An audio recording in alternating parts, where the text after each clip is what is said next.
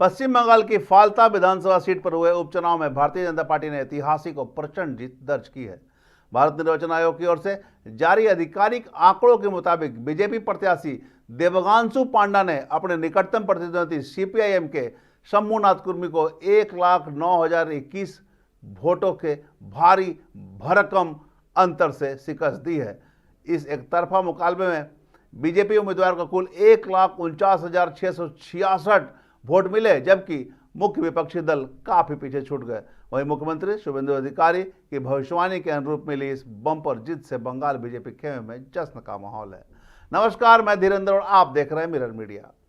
फलता विधानसभा सीट का यह नतीजा इसलिए चौंकाने वाला माना जा रहा है क्योंकि यह सीट डायमंड हार्बर लोकसभा क्षेत्र के भीतर आती है, जिसे 12 वर्ष से अभिषेक बनर्जी का मजबूत गढ़ माना जाता रहा है। 2021 विधानसभा चुनाव में तृणमूल कांग्रेस यहां करीब 40,000 वोटों से जीती थी, जबकि 2024 लोकसभा चुनाव में इसी क्षेत्र में अभिषेक बनर्जी को करीब 1,68,000 की भारी बढ़त मिली थी।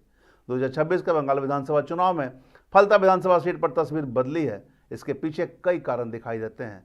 तृणमूल कांग्रेस उम्मीदवार जहांगीर खान का चुनाव प्रचार के अंतिम दिन मैदान से हटना पार्टी कैडर और वोटरों में भ्रम पैदा कर गया।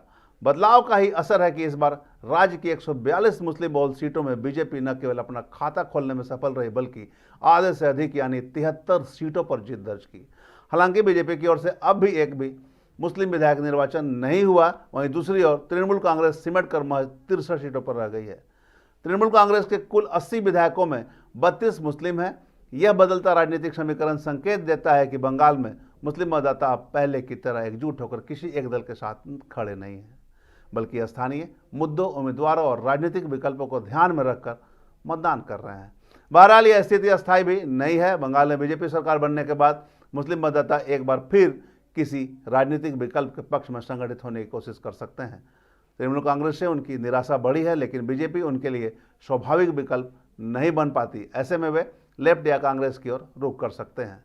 फिलहाल जो तस्वीरें सामने आई है, इसमें स्पष्ट नजर आया है कि जनाधार बीजेपी के साथ है। और अगर हम बात करें तो फलता में कमल खिला है, यानी कि बीजेपी ने ममता के गढ़ में अपना कमल खिलाया है। हालांकि हम बात करें तो नंदीग्राम से और भवानीपुर से दोनों जगह से शुभेंदु अधिकारी की जीत हुई है। ऐसे में नंदीग्राम एक सीट छोड़ने के बाद आंकड़ा कुल मिलाकर 207 ही रहेगा, लेकिन अभी यह आंकड़ा 207 से बढ़कर 208 हो गया है। लेकिन चूंकि नंदीग्राम सीट छोड़ने के बाद फिर से अगर चुनाव होते हैं, उसके नतीजे आने के बाद एक सीट का और आंकड़ा बढ़ सकता है भाजपा में। देखिए, फलता में आज जो रिजल्ट आया है वो फलता के लोगों की जीत है, फलता के महिला के जीत है, फलता के जनगण की जीत है और गणतंत्र की जीत है। ये किसी और का जीत नहीं है। आज जिस तरह से लोग भय आउट और भरोसाहीन करके आज इलेक्शन हुआ, वोट दिए, आज समझ में आ रहा है और बंगाल भी देख रहे और भारत भी देख रहे कि अभिषेक बनर्जी लोकसभा वोट में 7 लाख के ऊपर वोट से किस तरह से जीते थे, आज वो स्पष्ट हो गया है।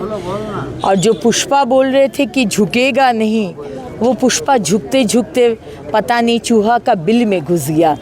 तो हम लोग पुलिस में खबर दिए है कि पुष्पा निरुद्देश है, पुष्पा को नहीं मिल रहा है। तो किसी पुष्पा का दरकार नहीं है। गणतंत्र बचाए रखे, हर जन भय आउट और भरोसाहीन करके आगे आए और आगामी दिन में पश्चिम बंगाल को आगे लेके जाए। माननीय मुख्यमंत्री शुभेंदु अधिकारी का नेतृत्व में हम लोग यही चाहते हैं। पिछले 15 साल तो वहाँ डायमंड हार्बर मॉडल देखा जाता था, उसकी पूरी चर्चा होती थी राज्य में, क्या कहेंगे उस पर? वो डायमंड हार्बर मॉडल चालू था क्योंकि अभिषेक बैनर्जी का राइट हैंड था जहांगीर और लेफ्ट हैंड जहांगीर जैसा ही और व्यक्तित्व था।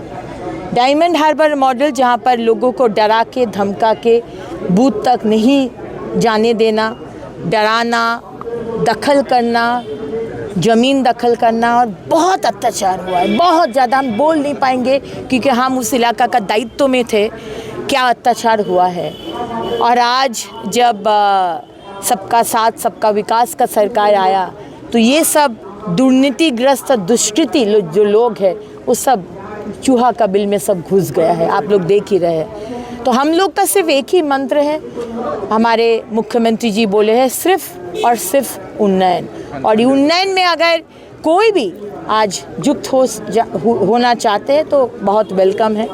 लेकिन कोई अगर डरा के धमका के वो पिछला राजनीति करना चाहेंगे और धर्म का राजनीति, विभाजन का राजनीति, वो हम लोग नहीं करने देंगे। भाजपा वहाँ प्राय 1 लाख वोटों से आगे चल रही है और तृणमूल चौथे नंबर पे है, क्या कहें? तो इसमें तो अब हम क्या बोलेंगे, हमारे युवराज अभिषेक बैनर्जी बोलेंगे, हमारे एक्स मुख्यमंत्री ममता बनर्जी बोलेंगे, हम लोग अभी कुछ नहीं बोलेंगे। हम लोग अभी सरकार बनाया है, हर चीज़ में बोलना हम लोग को शोभा नहीं देता है। अब विरोधी है जो, वो लोग बोलेंगे।